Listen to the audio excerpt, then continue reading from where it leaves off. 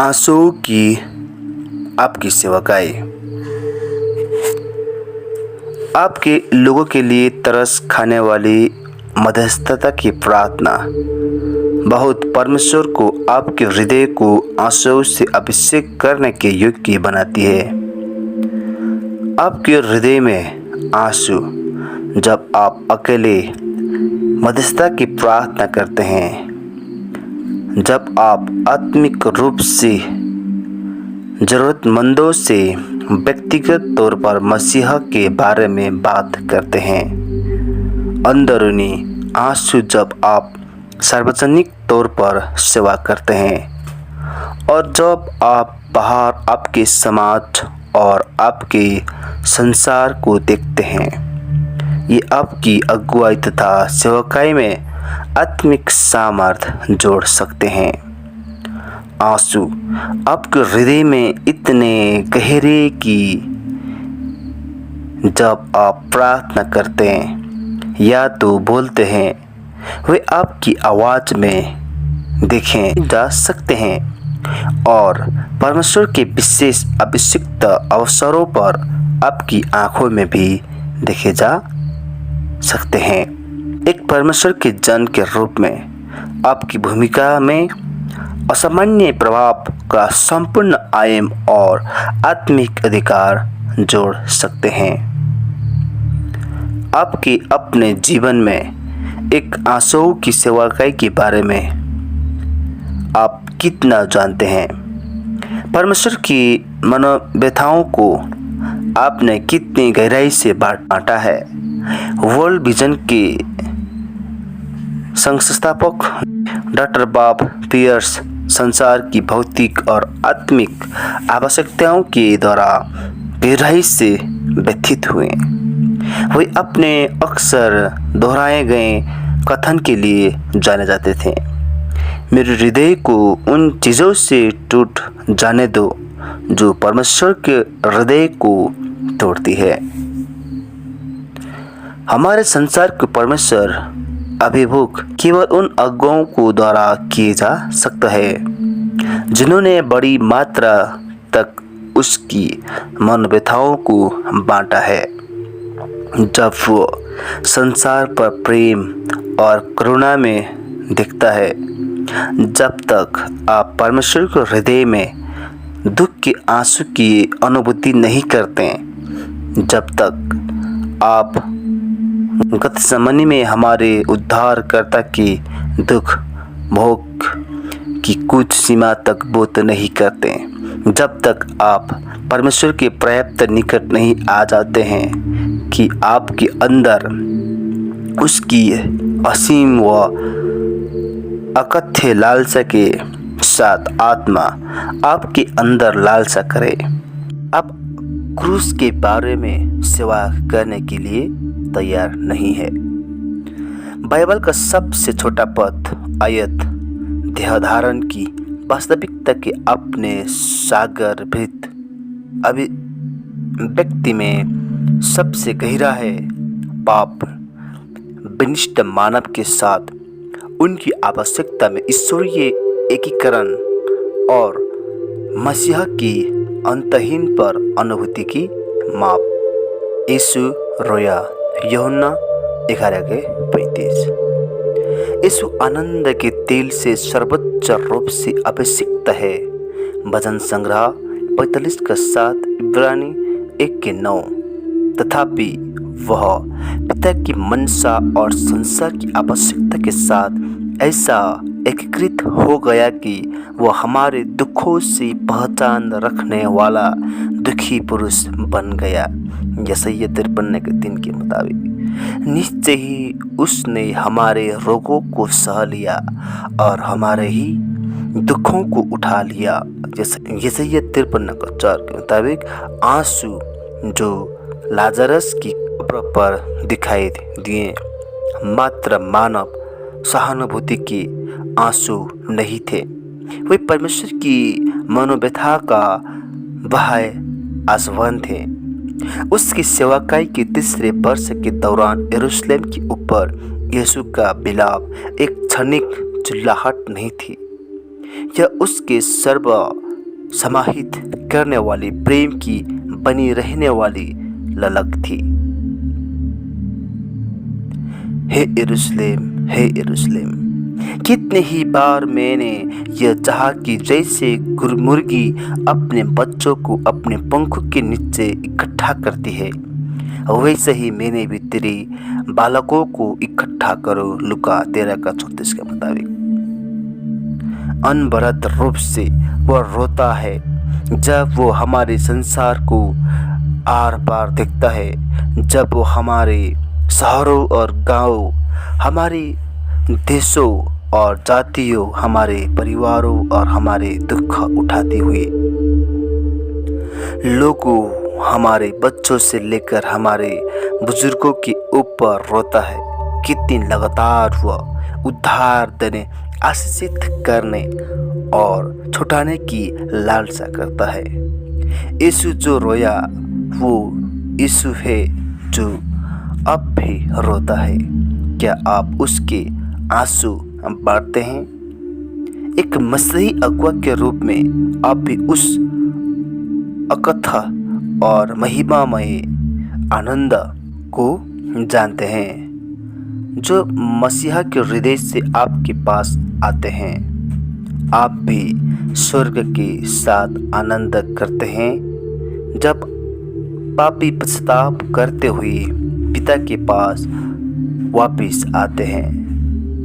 जो आनंद करते हैं, आप जानते हैं कि उनके साथ कैसे आनंद करना है। जो शोक करते हैं, क्या आप उनके साथ शोक करना भी जानते हैं? लोग जिन्होंने प्रभु की सेवा आंसू के साथ की, पौलुस ने जब उनसे उनके मध्य उसकी कई वर्षों की सेवकाई को पलट कर देखा। इफिसुस के प्राचीनों को गवाही दी और अब उन्हें विदा कर रहा है। तुम जानते हो कि पहले ही दिन से जब मैं आसिया में पहुंचा, मैं हर समय तुम्हारे साथ किस प्रकार रहा, अर्थात आंसू बहा बहा कर मैं प्रभु की सेवा करता ही रहा। प्रेरित 20:18-19 में ये वचन मिलते हैं। परमेश्वर के हृदय इस पदन को बांटने में बहाया गया। कोई भी आंसू हमारे संगी साथियों के साथ मसीह सदृश प्रेममय परानुभूति के द्वारा बहाया गया। कोई भी आंसू जो पवित्र आत्मा के ललकने वाले दबाव के द्वारा पैदा हुआ है। एक ऐसा आंसू है जिनके द्वारा हम प्रभु की सेवा करते हैं। मसीहा को कोई और चीज इसकी अधिक प्रसन्न नहीं करती कि संसार और इसके लोगों के लिए उसके बोझ को उसके साथ बांटे। कोई भी चीज हमें मसीहा के हृदय से ऐसे नहीं जोड़ती जैसा कि हमारे आंसू जब हम उसके साथ खोए हुओं के लिए मध्यस्थता की प्रार्थना करते हैं। तब सच में हम परमेश्वर के हृदय के अनुसार लोग बन जाते हैं। तब हम ये जानना आरंभ करते हैं कि मसीहा के प्रार्थना साझेदार होना क्या है। पुराना नियम के समयों में ऐसे लोग हैं जिन्होंने आंसू के साथ प्रभु की सेवा की। अय्यूब ये साक्षी दे सकते हैं कि था, क्या मैं उसके लिए रोता नहीं था जिसके दुर्दिन आते हैं? क्या दरिद्र जन के कारण में प्राण में दुखित न होता था? दाऊद रोया और उपवास किया जब लोगों ने परमेश्वर का निरादर किया। जब उसने शत्रु बीमार थे, उसने उपवास और शोक किया मानो उसके भाई के लिए, और रोया मानो उसकी अपनी माँ के लिए। भजन संग्रह 35:14 में। यशायाह परमेश्वर के साथ, परमेश्वर के रुदन को प्रतिध्वनित करते हुए यशायाह रोया। जब शत्रु मोआब से सूखा और अलग अकाल में दुख उठाया, उसकी आंखें आंसू से भर गई है। यशायाह 16:9 से 9 और 11। योशिय्याह, परमेश्वर ने प्रजा के लिए योशिय्याह की प्रार्थना को सुना जब उसने उपवास किया और अपने लोगों के लिए परमेश्वर के सामने रोया। 2 राजा 22:19। यज्रा, जब यज्रा ने अनुभूति किया कि उसके लोगों ने कितनी गहराई से पाप किया और अपने स्वयं के ऊपर परमेश्वर के न्याय को ले लाए थे, वह परमेश्वर के प्रमुख ऐसा रोया और प्रार्थना किया कि पुरुषों, स्त्रियों और बच्चों की एक बड़ी भीड़ उनके चारों ओर इकट्ठी हो गई। यज्रा 10:1-2 में वचन मिलते हैं। ये सदा का नमूना है। एक रोता हुआ अगुआ, एक रोते प्रार्थना करते लोगों में परिमाणित होता है। एक अगुए जो अपने स्वयं के ऊपर अपने के पापों को लेता है, उनके लिए प्रार्थना करता और प्रतिनिधित्व होकर पश्चाताप करता है। उनके पास ऐसे लोग होंगे जो पश्चाताप की ओर ले लाए जाते हैं। एक सुखी आंखों वाला अगुआ ऐसे हृदय के साथ जो वास्तव में जुटा हुआ नहीं है, जो अपने हृदय में कोई आंसू नहीं जानता, लोगों के पापों को बदसर न कर सकता है, लेकिन कभी कभार ही उन्हें पाप के अंगीकार की और अगुवाई करता है, जो कि परमेश्वर की दया ले आता है। नहम्याह, जब नहम्याह ने यरूशलेम और अपने लोगों की दुखद स्थिति के बारे में सुना, उसने लिखा, मैं बैठकर रोने लगा और कितने दिन तक विलाप करता और स्वर्ग के परमेश्वर के सम्मुख उपवास करता और प्रार्थना करता रहा। नहम्याह 1:4 में। कई दिनों तक वह प्रार्थना व उपवास करता रहा। जब उसने प्रभु की सेवा अपने आंसू से की, इस तरह परमेश्वर नहम्याह को यरूशलेम में जागृति लाने में उपयोग कर सका। परमेश्वर इच्छा करता है कि हम अगुए रोएं। परमेश्वर ने योएल के द्वारा बातें की ऐसे समय में जब उसका सन्निकट नए जाति पर उनके पापों के कारण आने वाला था। याजक जो यहोवा की टहलुए हैं, वे आंगन और वेदी के बीच में रो रो कर कहें, हे यहोवा, अपनी प्रजा पर तरस खा। प्रजा के आत्मिक अगुवे जिम्मेदार थे कि प्रजा के लिए रोते हुए मध्यस्थता की प्रार्थना करें। इसी तरह यशायाह ने राष्ट्रीय आपदा के समय अगुओं से कहा, उस समय सेनाओं के प्रभु यहोवा ने रोने, पीटने, सिर मुड़ाने और टाट पहनने के लिए कहा था। यशायाह 12:22 के बारे में। लेकिन इसकी बनिस्बत उन्होंने भोज किया और रंगोलियों मनाने में आनंद किया।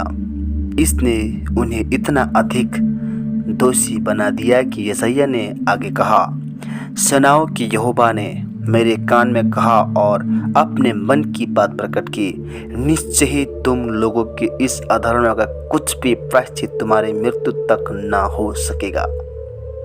जब वे जिन्हें एक लोगों के लिए मजबूत मध्यस्थता की प्रार्थना और आंसू के द्वारा आत्मिक बोझ उठाना चाहिए, आत्मिक तौर पर ऐसे उदासीन है कि वे कोई प्रार्थना बोझ का बोध नहीं करते और इसे सरलता से लेते हुए भोग विलास में लगे रहते हैं। अपनी अगुआ पद को सदा की तरह सामान्य व्यवसाय की मनोवृत्ति से जारी रखते हैं। यह परमेश्वर की दृष्टि में कलंककर निंदात्मक है। परमेश्वर के नियुक्त नई और भविष्यवक्ता के रूप में लोगों के लिए शमूएल की मनोवृत्ति क्या थी? यह मुझसे दूर हो कि मैं तुम्हारे लिए प्रार्थना करना छोड़कर यहोवा के विरुद्ध पापी ठहरूं।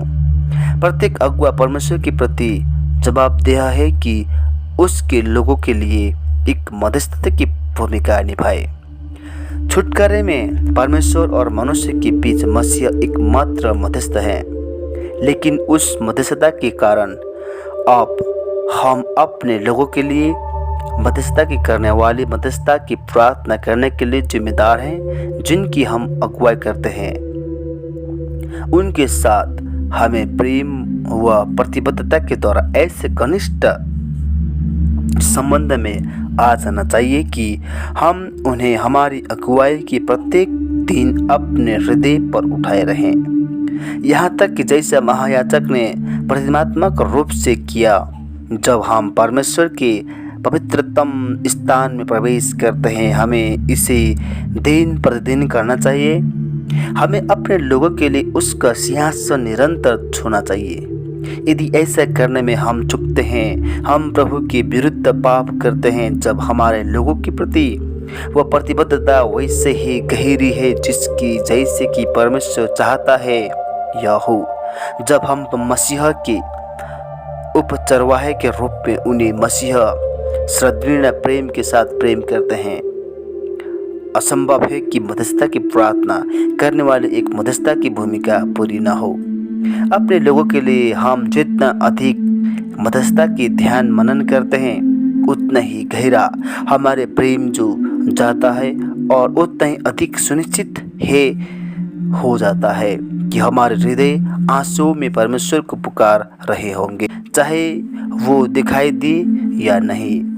हमारे लोग हमारी प्रार्थना के ऊपर सामर्थ्य के द्वारा हमारे प्रेम और हृदय के आंसू को पहचान लेंगे। कलीसिया के इतिहास में जॉर्ज व्हाइटफील्ड एक सर्वाधिक वक्फ सुसमाचार प्रचारक था। उन्होंने बहुत 10 या यहाँ तक कि 20,000 की भीड़ों को प्रचार किया। एक बार स्कॉटलैंड में ये अनुमान है कि उन्होंने 1 लाख को प्रचार किया। उस एक सभा में 10,000 स्वघोषित मन परिवर्तन हुए। वे पवित्र आत्मा द्वारा ताकतवर ढंग से अभिषेक किए गए थे। डॉक्टर मार्टिन लॉयड जोन्स अभिलेखित करते हैं कि व्हाइटफील्ड ने लगभग निरपराध रूप से उसके गालों से लुढ़कते हुए आंसू के साथ प्रचार किया।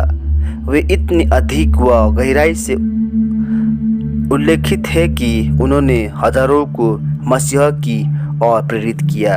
उन्होंने कहा, सभी दिनों व सप्ताहों में मैंने भूमि पर मोह के बल पड़े हुए समय व्यतीत किया। प्रार्थना में आत्माओं को जीतने में आंसू से बढ़कर कुछ आवश्यकता होता है। मैं आत्मा तरस के शारीरिक आंसुओं का उल्लेख नहीं कर रहा हूँ। मैं हमारे लोगों के लिए और रोए और खोए हुओं के लिए मसीहा सदस्य प्रेम के आंसू के लिए वकालत करता हूँ, जो हमारे हृदयों को मध्यस्थता की प्रार्थना निवेदन करने के लिए मरोड़ते हैं। चाहे आपकी आंसू में आंसू दिखाई देते हो या नहीं, कम से कम आपका हृदय रोना चाहिए। परमेश्वर सदैव जानता है कि हमारी लालसा और हमारे हृदय की पुकार कितनी गहरी है। वो दूसरों के लिए हमारी प्रेम में चिंता की गहराई और हमारे चिंता की गवाही और हमारे मध्यस्थता निवेदन की करुणामय टूटेपन को मापता है। मात्र भावुकता के लिए मनोवेगों को मत ढूंढिए। परमेश्वर या मनुष्य को उद्वेलित करने के लिए प्रयास में मनोवेगों को उभारने का प्रयास मत कीजिए। तथापि मनोवेग हमारे जीव का एक वो दूसरों के लिए हमारी प्रेममयी चिंता की गहराई और हमारे रिश्ता निवेदन के करुणामय टूटेपन को मापता है। मात्र भावुकता के लिए मनोवेगों को मत जोड़िए। परमेश्वर या मनुष्य को उल्लेखित करने के एक प्रयास में मनोवेगों को उभारने का प्रयास मत कीजिए। तथापि मनोवेग हमारी जीव का एक अविभाज्य हिस्सा है। हम मनोवेग को परमेश्वर या लोगों के लिए पवित्र प्रेम से पृथक नहीं कर सकते।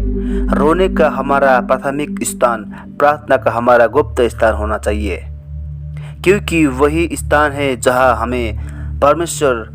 जहाँ हमें हमारे लोगों के लिए मध्यस्थता की प्रार्थना करना चाहिए।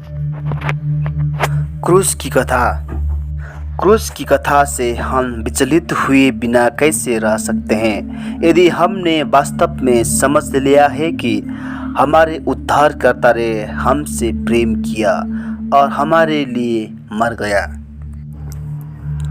हम इतने सुखी आंखों वाले कैसे हो सकते हैं जब हम एक खोए हुए संसार के लिए मध्यस्थता की प्रार्थना निवेदन करते हैं और हम कलवरी का सुसमाचार प्रचार करते हैं। एक मिशनरी एक उद्धार न पाए हुए मूर्ति पूजक को परमेश्वर को मसीहा का प्रेम बता रहा था कि कैसे मसीहा ने स्वर्ग की महिमा को छोड़ा, हमारी जिंदगी हमारे दुखों को बांटा, किंतु पापमय मनुष्य के द्वारा तिरस्कृत और क्रूसित किया गया। जब उस मूर्ति पूजक ने क्रूस की कहानी को सुना, उसने रोना आरंभ कर दिया। फिर वह मिशनरी की ओर घुमा और पूछा, क्या यही यीशु आपके लिए मरा? हाँ, मिशनरी ने उत्तर दिया। उस मूर्ति पूजक ने उसकी ओर अचंभे के साथ देखा और पूछा, फिर आप क्यों नहीं रोते? मुझे क्षमा करें यदि मैं आपसे पूछता हूँ, आप क्यों नहीं रोते? आवश्यकता है होशे के समान टूटे हृदय वाले अगुओं की उनके लोगों के पापों और असफलताओं के लिए परमेश्वर के सम्मुख रोते हुए। आवश्यकता है यिर्मयाह के समान टूटे हृदय वाले अगुओं की उनके लोगों के लिए प्रभाव उत्पन्न करते हुए। आवश्यकता है अधिक जलते हृदय के पौलुसीय सुसमाचार प्रचारक और अगुए रोते हुए जब वे अपने लोगों के लिए याचना करते हैं, जब वे उनके साथ याचना करते हैं, जब वे कलवरी प्रेम का प्रचार करते हैं।